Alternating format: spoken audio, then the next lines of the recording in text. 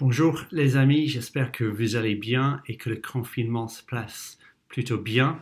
Merci à ceux et celles qui continuent à sortir pour travailler. Merci pour votre travail. J'espère que quelques personnes ont pu profiter des groupes de maison d'hier soir.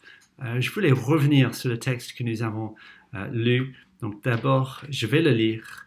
C'est Actes 17 à partir du verset 16. Pendant que Paul les attendait à Athènes, son esprit était profondément indigné à la vue de cette ville pleine d'idoles.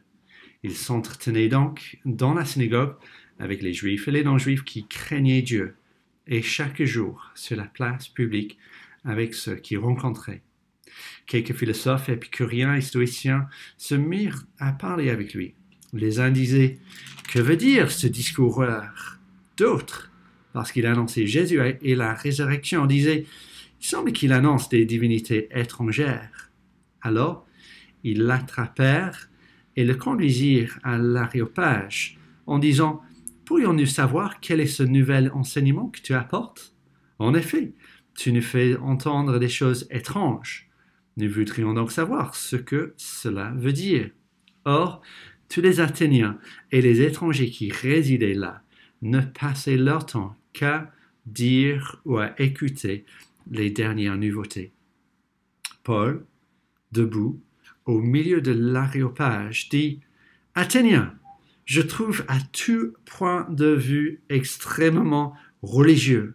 En effet, en parcourant votre ville et en examinant les prophètes de votre culte, j'ai même découvert un autel avec cette inscription à un Dieu inconnu. Celui que vous révérez sans le connaître, c'est celui que je vous annonce. Le Dieu qui a fait le monde et tout ce qui se trouve est le Seigneur du ciel et de la terre. Et il n'habite pas dans des temples faits par la main de l'homme. Il n'est pas servi par des mains humaines comme s'il avait besoin de quoi que ce soit. Lui qui donne à tous la vie, le souffle et toutes choses.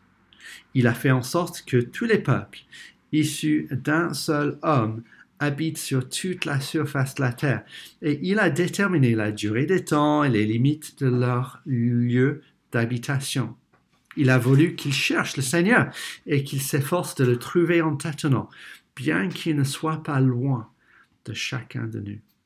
En effet, c'est en lui que nous avons la vie, le mouvement et l'être, comme l'ont aussi dit quelques-uns de vos poètes.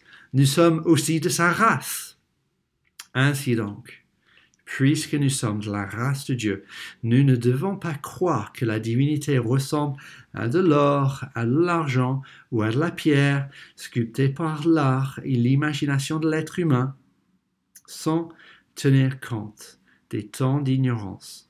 Dieu annonce maintenant à tous les êtres humains, partout où ils se trouvent, qu'ils doivent changer d'attitude, parce qu'il a fixé un jour où il jugera le monde avec justice par l'homme qu'il a désigné.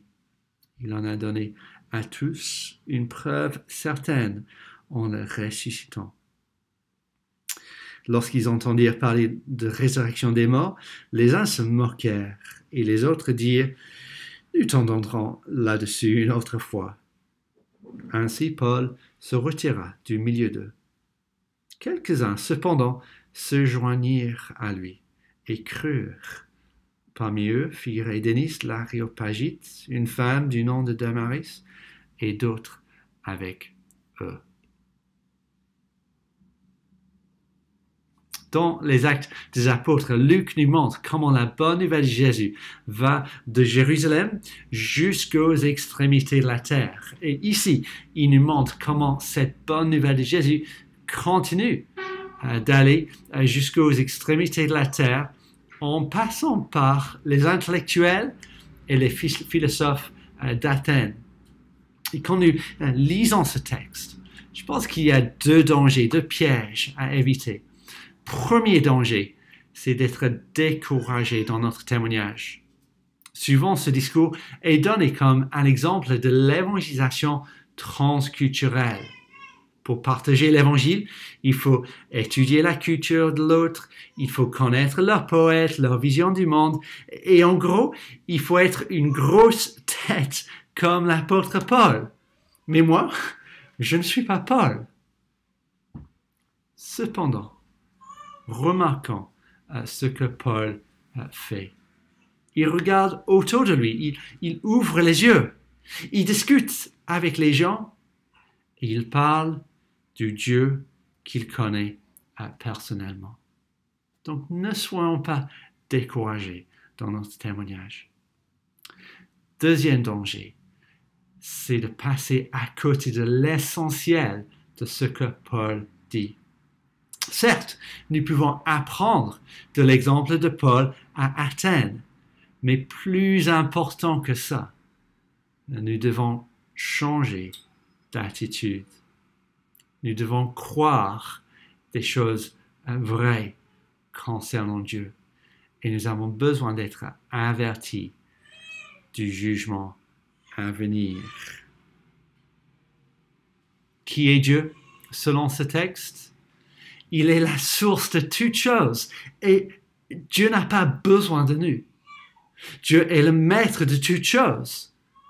Nous devons nous humilier devant lui. Et Dieu est le juge de tous.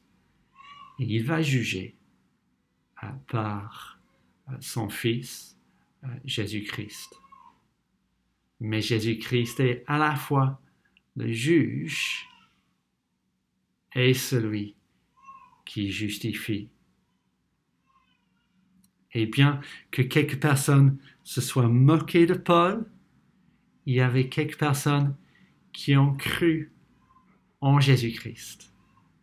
Et que ce soit le cas aujourd'hui, quand l'Évangile continue à aller jusqu'aux extrémités de la terre.